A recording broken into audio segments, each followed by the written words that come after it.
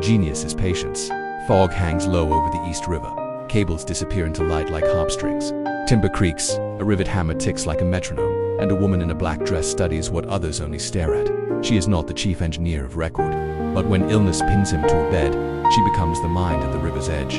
Her name is Emily Warren Roebling. The bridge everyone sees is granite, wire, and grace. The bridge you can't see is correspondence, calculations, and trust held together for years by one steady pair of hands, while the chief engineer learned to run a project from a darkened room. Tonight, we walk both bridges, the one above the water and the one built in the space between people. Emily's story starts at Priver in the Hudson Highlands, where rock teaches steadiness and water teaches flow. Her brother, Governor K. Warren, will become a Civil War general known for seeing the field before the field sees itself. Emily learns that kind of looking. In wartime Washington, she meets a quiet, intense engineer named Washington Roebling, the son of the bridge builder, John A. Roebling. They marry in 1865. 2 years later, they cross the Atlantic so Washington can study pneumatic caissons, the new way to sink foundations beneath rivers by holding back mud with compressed air. Emily goes with him. Antwerp basements, London draftsmen, lamps hissing in wet timber chambers. They learn how to build on air and what air does to the body when pressure becomes a tool. Then, 1869 hits hard. John Roebling's foot is crushed at a ferry slip. Tetanus takes him quickly. Washington becomes chief engineer of an audacious plan, a suspension bridge longer than any built before, between Brooklyn and New York. Work begins loud and hopeful. Caisson's vast wooden rooms are floated into place and sunk over future towers. Inside, men dig in compressed air while the river sifts down around them like flour. The pressure is strange, then cruel. They surface with joint pain, rashes, paralysis, the bends, decompression, sickness. No one fully understands it yet, and then it takes the project's center. Washington falls ill, light hurts, noise hurts, motion betrays him. The engineer who must see everything cannot walk beside his commands. So Emily Warren Roebling does something simple and shocking for a time. She learns the job. She learns the math catenary curves and the load paths that turn a hanging chain into a law you can build with. She learns strength of materials, how wire behaves in bundles, how a stiffening truss kills the sway that makes a crowd panic. She learns the sight, the smell of tarred rope, the language of foremen, the politics of aldermen. She takes dictation from a mind that still sees, and then she becomes its voice. She walks the timber runways and rides the hoists, and brings the river back to the sick room in numbers and notes. She receives dignitaries, answers, trustees, and calms skeptics. If Washington writes instructions, she delivers them. If he's too ill, she judges. Doubters leave with their doubt reduced. Here's the first lesson. Build on airy foundations you can't see. Most of the bridge is invisible. 100 feet below the riverbed, men carve down to bedrock. Concrete will bury their work forever. If the hidden footings are wrong, the beauty above collapses. Leadership works the same way. Invisible part speeches, ribbon cuttings, wide shots sit on habits nobody claps for.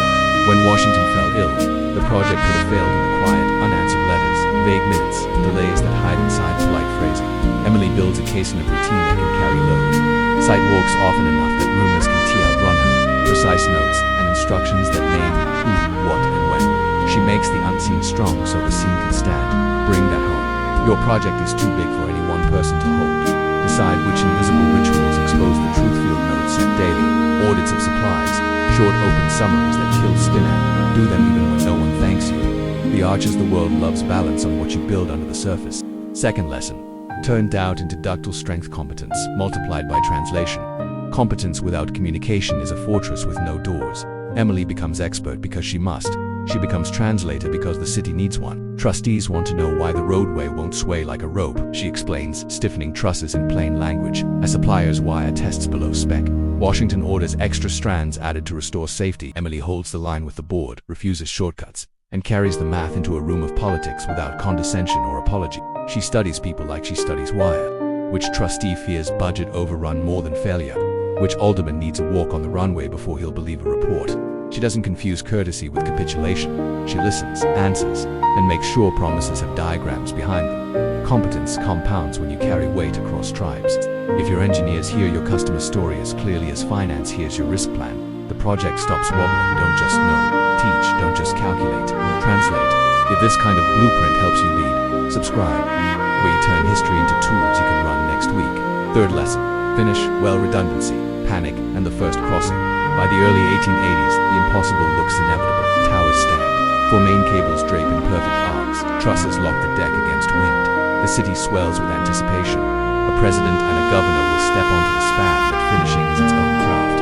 The bridge endures not only because John and Washington designed it well, but because the team made hard choices late. When that wire supplier cheated, they didn't pretend. They added material for safety and documented why. When fear struck 6 days after opening, someone cried collapse, and a crush on the deck killed a dozen leaders answered with facts, order, and clear signage. They didn't blame the crowd. They fixed the conditions that make crowds guess wrong. They respected the psychology of finish. May 24, 1883, Emily rides across in one of the first carriages, a rooster in her lap for victory. The story goes, speeches bloom in Victorian language, but one line lands like a rivet. This is an immortal monument, not only to its designers but to the woman whose faith and courage carried it to completion. She doesn't ask for that line, she earns it. Finishing well is a separate phase. Build redundancy where fraud or error might hide. Assume a panic will test how your system communicates. Prepare a voice that stays calm when fear distorts eyes and ears. Treat launch as the start of the most important inspection your work will ever face. Now pause in the room where much of this bridge actually happened. The equations share space with errands and meals. A child plays in the corner, while a mother runs first-grade engineering without a title. She has teachers' Washington books. Foreman, the bridge itself has to practice. Finish the sentence, finish the letter, finish the day, then wake up and do it again. After the fireworks fade, Emily keeps learning. She studies law, writes, and speaks about the property rights of married women, and applauds education and suffrage. She doesn't turn her life into a sermon. She keeps turning curiosity into competence. She dies in 1903, long enough to see people walk the span she helped hold. Step back and look at the whole span.